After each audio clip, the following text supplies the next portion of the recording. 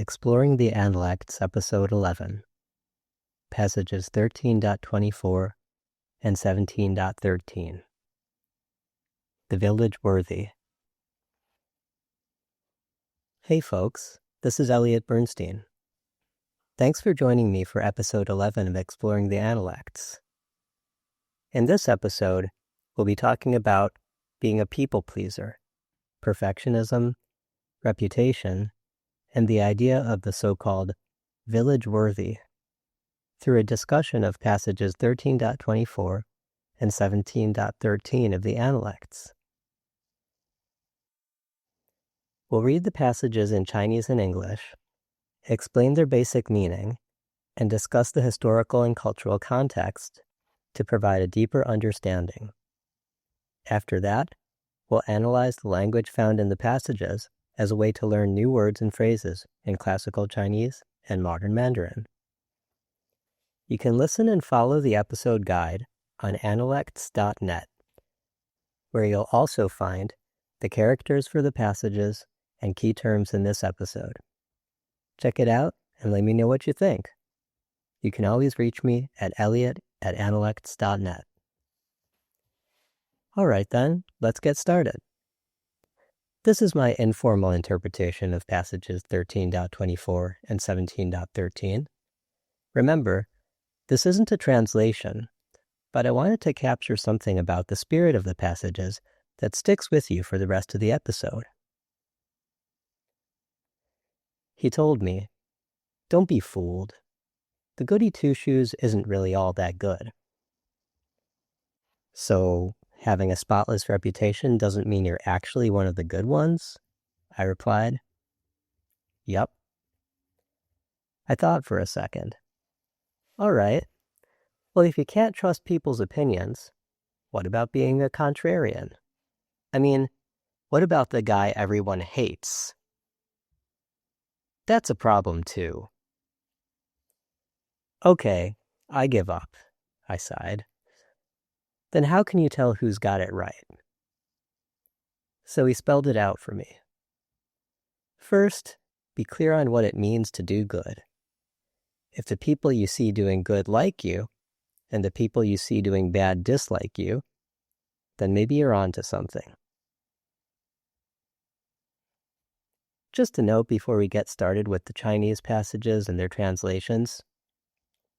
13.24 is the longest passage we've encountered yet, clocking in at 43 characters.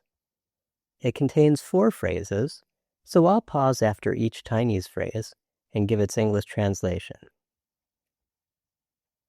Now I'll read the passages in a modern Mandarin pronunciation. 17.13 子曰：相怨 德者贼也. The master said, "The village worthy is the thief of moral charisma." 13.24 Zigong 问曰：乡人皆好之，何如? Zigong asked, "What would you say if someone is liked by everyone in their village?" 子曰：未可也. The master replied, "That won't do." 乡人皆恶之，何如? And what would you say if someone is loathed by everyone in their village? 子曰：未可也。不如乡人之善者好之，其不善者恶之. The master replied, "That also won't do. What's better is someone who's liked by the good people of their village and loathed by the bad." It's easy to jump on the bandwagon when it comes to opinions. It feels good when everyone seems to agree with you. Whether that means liking someone everyone else likes, or disliking someone everyone else hates. If you haven't taken the time to observe someone's behavior and understand what they're really all about, more than likely, having a strong opinion about them means you're just enjoying being part of the crowd. That's enough of a problem. But what about when you're the person who everyone loves? Have you earned that love? There are people you like and dislike, so if you're doing everything you can to make sure even the people you dislike see you in a positive light, are you genuinely acting according to your beliefs and values when you're around them? These are the kinds of questions we'll be exploring next. I wanted to start this episode a bit more personally and talk about my own tendencies in psychology. I'd call myself a semi-reformed people pleaser and perfectionist. If you know me, maybe you're laughing right now. I can be grumpy, maybe even a little uncouth, when I'm with friends and family. My clothes and hair aren't always well kempt.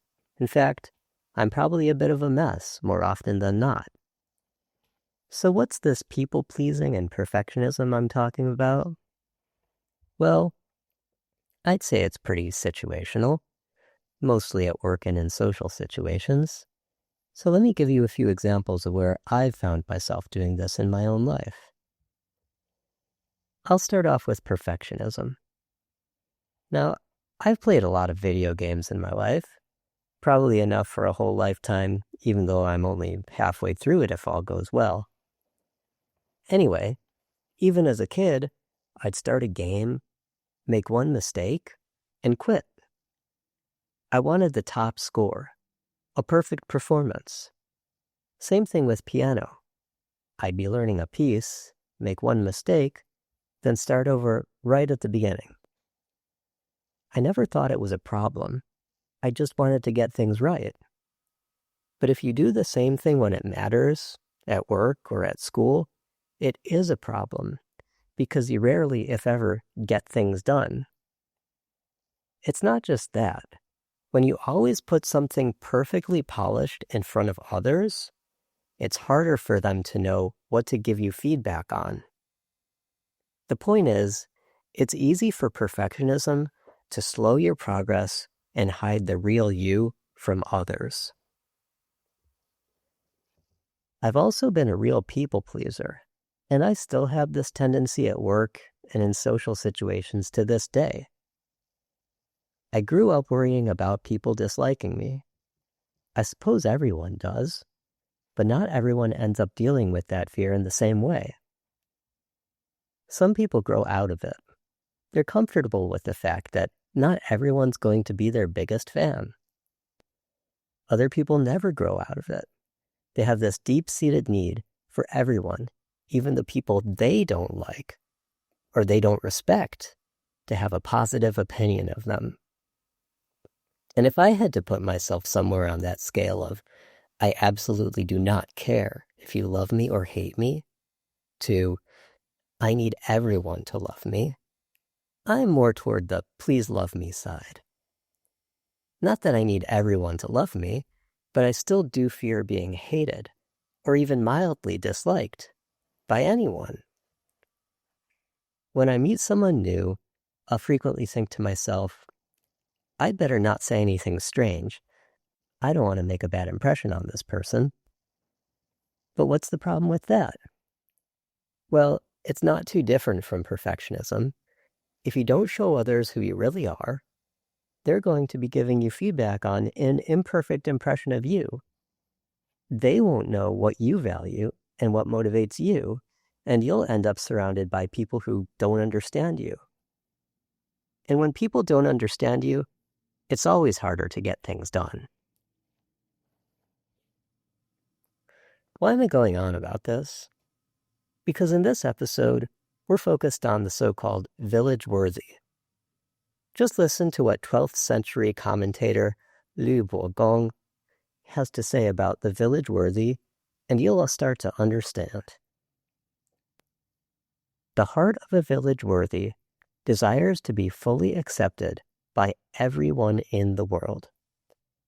They follow the prevailing trends to fit in with commoners, and they act loyal and pure to seek the approval of gentlemen. Sound familiar? The village worthy is definitely a people pleaser. They do everything they can to avoid criticism and win the praise of others. Not only is the village worthy a people pleaser, they're also a perfectionist. They're not satisfied with winning the praise of just some people. It has to be everyone. As the same commentary puts this, they 欲尽和天下人, or translating very literally, they want to the greatest degree possible to accord with all people under heaven. So who is the village worthy after all? Everybody thinks they know, but in fact, nobody has any idea. Ask 10 different people, you get 10 different answers. Every one of those answers is going to be a bit different. Each person saying positive things that are probably more a reflection of themselves than of the village worthy. The most dangerous thing isn't that each person thinks something slightly different about the village worthy. According to Confucius, it's that they fool people into thinking they know what morality is, which is why he refers to them as thieves of moral charisma. If you've listened to episode 5, you'll remember that de, or what I translate as moral charisma above, is this practically gravitational force. When someone has it, their own goodness attracts and rectifies others, and virtuous actions compound to build a more perfect world around them. The village worthy has a similar attractive power, but it's more like a black hole than gravity. Rather than real substance attracting others, it's a void with no true morality behind it to rectify those who are pulled close. Just like a black hole, anyone sucked in may be doomed to an eternity of spaghettified navel-gazing, convinced by this superficially moral person that they too are good, just the way they are. Anyway, now you've got an idea of who the xiang yuan, or village worthy, is. Definitely a people pleaser, probably a perfectionist, but most importantly, someone who's obsessed with appearing to be good to as many people as possible, as often as possible. And if I wasn't totally clear above, the problem Confucius has with that is that it steals from the value of true morality by diluting it and preventing people from recognizing goodness in its purest form. Now you might be thinking to yourself, Elliott's kind of overdoing it here. Confucius metaphorically called the village worthy a thief, but the passage doesn't say anything about being a black hole for morality or wanting to please others or any of that stuff. So where's he getting all of this? Well, that's why I'm pairing 17.13 with 13.24 in this episode. We're just not going to get that far with the 6 characters in the first passage, but if we run with the commentary that I mentioned earlier, that this individual wants to accord with all people under heaven, we're led directly to ideas like those in passage 13.24. After all, isn't someone like that also very likely someone who tries their hardest to be liked by everyone in the village? In passage 13.24, Confucius's disciple Zigong, who's known for philosophical mindedness and love of learning, puts a hypothetical in front of Confucius, likely as a way to try to understand what indicates a person is truly doing good in their life. The way I see it, he's asking, would it be possible to know a person is truly good just based on the fact that their whole village praises them? Confucius not only responds by saying no, but actually stressing that there's something wrong about that. So Zigong, curious to understand, turns it into a bit of a riddle. What about the opposite? What would you say about a person who everyone hates? And Confucius has the same reply. There's also something wrong with that scenario. Now, we don't know if Zigong expects someone everyone hates to be good or bad, just that Confucius thinks that's not a good situation. Fortunately, Confucius does elaborate this time. He says, it's best to be liked by the good and disliked by the bad. This is really typical Confucian logic, what's often referred to as zhongyong, or constantly hitting the mark. The core idea is, never go to any extreme. It doesn't matter if the world tells you money is good and poverty is bad, or the opposite, that money is the root of all evil, and so the impoverished are the most pure. Both views are too extreme, and the truth lies somewhere in between. It's your job to figure out the right balance and make that how you live your life. In the case of the opinions of people in your community, the idea is the same. Never go to the extreme. Never aim for everyone to like you, or for everyone to hate you, for that matter. Instead, with a firm understanding of who's good and who's bad, aim for the right people to approve of you, and be comfortable with the fact that there will be those who dislike you as well. Don't be a people pleaser. Don't be a perfectionist. And don't let public opinion determine how you act. You'll avoid being village worthy, and you might just end up in the company of good people.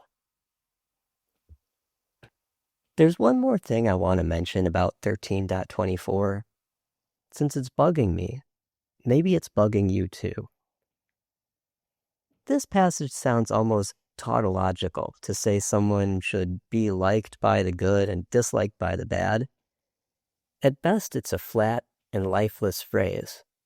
And at worst, maybe it's completely meaningless. So I'm going to try to breathe a little bit of life into it. This passage uses the term 善者 and its opposite, 不善者, to refer to good and bad people. This character, shan, does mean good in modern Chinese, but its meaning in Confucius's time was more in line with meaning adept or skilled, that is, to be good at something. There's no obvious target for shan in this passage, so what skill is it referring to? Well, we just have to take the context of the passages around it, or of the analects in general, and the teaching of Confucius as a whole, to figure that out. Confucius's major concerns were with things like building a harmonious world by learning to extend from love of family to love of humanity, and presenting and expressing oneself with the balance of directness and propriety that's appropriate to a given scenario. People who couldn't do these things would not be adept, so saying that they were 不善 actually makes sense. Those concerns I mentioned, they're skills that take practice to lead a virtuous life. So the 不善 would be people who are not adept at the specific virtuous behaviors valued by Confucius. And the 善 would have them well in hand. I hope that does a little to clear up what good and bad here mean, in my opinion at least. It doesn't matter if you're the teacher's pet or if everyone thinks you're nice. What's more likely to matter is whether or not those who know the right ways to act also recognize it's within you. All right, I think that just about wraps it up for this section. But to review, now you know who the village worthy is. That's someone who wants everyone to like them.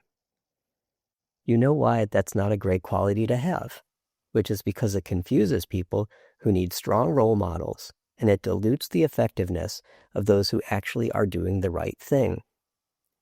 Finally, you know what's better than having everyone like you, or having everyone hate you for that matter. And that's being recognized by those who are doing the right thing, and being opposed by those who are doing it wrong. Now we're going to discuss the language in these passages with the goal of putting a few things out there for language learners at any level. As usual, if you don't find something for you, just give me a shout at elliott@analects.net. Also, fair warning on this section for this particular episode, it's long. If you're not interested in Chinese characters, etymology, or translation, I wouldn't blame you at all for tuning out now. I'll start off with some basics. Since we're 11 episodes in, I'll repeat a few things we covered earlier. 13.24 is a dialogue, so we see a number of characters indicating speech and response in the phrases. First among them is yue, a pictograph of an open mouth with the tongue visible. This simply means to speak. So when you see ziyue, it means Confucius said. And Zigong wen yue means Zigong, the disciple we discussed earlier, spoke, asking something. In other words, since there's no punctuation in classical Chinese, this is about the closest you're going to get to a marker that you're about to read the words spoken by someone. The other phrase I'd consider a sort of speech marker in these passages is heru. I've translated heru above as, what would you say? Since it's a way of soliciting an opinion. He is a question word, and it's still used in modern Chinese, though it's not very colloquial. And ru is the concept of comparison. So the phrase is a terse classical Chinese utterance, asking what about? How would you compare? Or what do you think? We also see bu ru in the very last sentence. Same ru, this time paired with the negative bu. So now it's a statement. Instead of saying, how would you compare? It's making the statement, it compares unfavorably, or it's not as good as something else. My translation flips this around, so I just go directly with, what's better? Since there's a pretty strong functional equivalence between saying what's better and something else compares unfavorably, it's a natural phrasing in English. In terms of other possibly confusing and terse classical Chinese utterances, we see Confucius saying, 未可也, twice.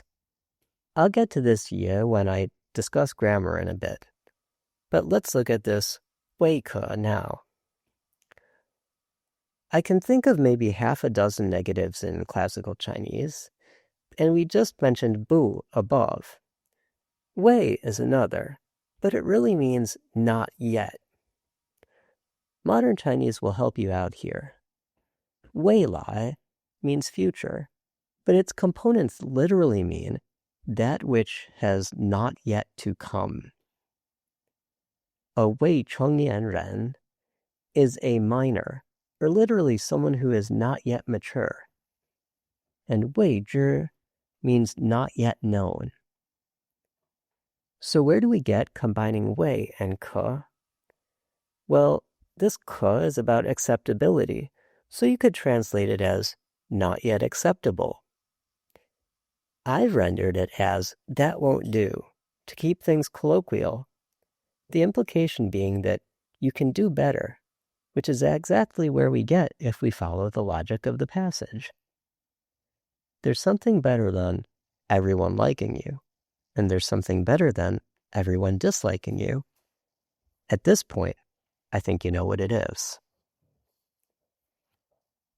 Next, let's cover xiang. Xiang refers to a village or the countryside, such as in the modern Chinese xiangcun. We see the two character phrases xiangyuan and xiangren here. The first, of course, referring to the village worthy, and the second meaning village people. No YMCA in that village, I'm afraid, unless it's the Young Men's Confucian Society. Anyway, now we're kicking around this village idea here, but it's really just a bit of a metaphor in these passages. Is there a literal village? Maybe, sometimes, but it really means a community. Just like we say someone's in town when they're in the area, regardless of whether or not there's actually a town. I'm going to digress just a bit from introducing the vocabulary as it appears in the passage and talk about the origins of xiang. I think you'll find it fun. If you look up xiang in the Outlier Dictionary, which is a resource available as a paid add-on to Pleco that I cannot recommend highly enough, you'll learn that xiang was originally a pictograph of two people kneeling and sharing a meal. I'll try to put an image of that ancient form in the episode guide. It really does look like two people kneeling in front of some kind of a vessel. So the idea, I suppose, was that people who eat together share a community, and by extension, it came to mean the area where one lived. Another interesting note from Outlier is that all components of the modern form are empty. What does that mean? Basically, it just means that no element of the modern character is used to reference its actual meaning. For example, fu, a mound, appears on the right-hand side of the modern character, but it's not used to mean mound. It's more likely arbitrarily used for its shape or as the result of quickly writing the character for calligraphy using a brush. Anyway, if you like this kind of trivia, you've got to check out Outlier. It's absolutely packed with it. As for yuan, this refers to someone who is cautious and honest. But of course, since we're dealing with appearances only in this case, the appellation really shouldn't be read as an honest assessment of the character. It's almost like calling someone a try-hard. Yes, their actions show they're trying hard, but it's derogatory. They're trying hard for all the wrong reasons. I'll finish off the characters in the first phrase by mentioning zai, or thief. Not much to say here, except this character is still used with the same meaning today. In Japanese, the most common word for a pirate is haizai, or kaizoku. If you watch the anime series One Piece, Luffy wants to become the Haizai Wang, or King of the Pirates. I've personally only heard Haidao for pirate in Chinese, but I suppose Haizai will be easily understood as well.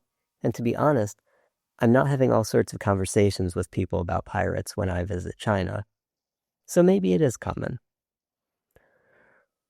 Now for the rest of 13.24. Jie is one of the most common classical Chinese terms meaning all. This isn't the kind of all that means always or generally. It refers to all things in a group, like all the people in a village, or all of the states in a nation. Next up is hao and o. Both of these can have multiple meanings, so don't let them trip you up. They're obviously used as opposites in this case, so only certain meanings will make sense. Hao does not mean good here, and it rarely does mean that in the analects. Instead, it means to like, enjoy, or admire something. O can mean either evil or to detest something. Of course, you can't evil a person. It's not a verb, so we have to go with detest, which is also the natural counterpart to admire. Now, in terms of non-grammatical words, all that's left is shan, which we discussed above. So this is just a reminder that in this case, shanzhe is a virtuous person or a well-behaved person. Finally, we're on to grammar or xuci. We see ye over and over in these passages. This is spoken language, meaning the speaker is making a statement, not asking a question, not making a suggestion, but firmly stating their opinion or a fact. When reading classical Chinese, you'll often find ye ending a sentence, so it can help out with that no punctuation situation. But there are other usages as well, so you can't quite rely on it like a period. You'll also see zhi. This character mostly functions like de in modern Chinese to indicate possession or association. De zhi is the thief of virtue. Jie hao zhi means they all approve of the person in question. And we see it twice with this xiangren zhi shangzhe hao zhi. The virtuous people of the village approve of this person. Last of all is qi. This grammatical particle has a variety of meanings and can even be assigned more than one in 13.24. Should we translate it as simply and? Should we give it a contrastive flavor and use but? Or perhaps it indicates possession and reflects the xiangren zhi of the first part of the phrase to balance it out. We really don't know, but the good thing is, in this case, the translation doesn't particularly affect the meaning of the passage. Personally, I think the contrast between the phrases is enough to draw your attention to it, so we get a free pass on this one. Phew, we made it through. Thanks for sticking with me through all that. Normally I'd wrap up with some notes about the interpretations of these passages, but to be honest, we're already covering the ambiguous parts pretty thoroughly. So I'm going to call this episode a wrap. Again, I'm your host, Elliott Bernstein. I hope you enjoyed this episode of Exploring the Analects.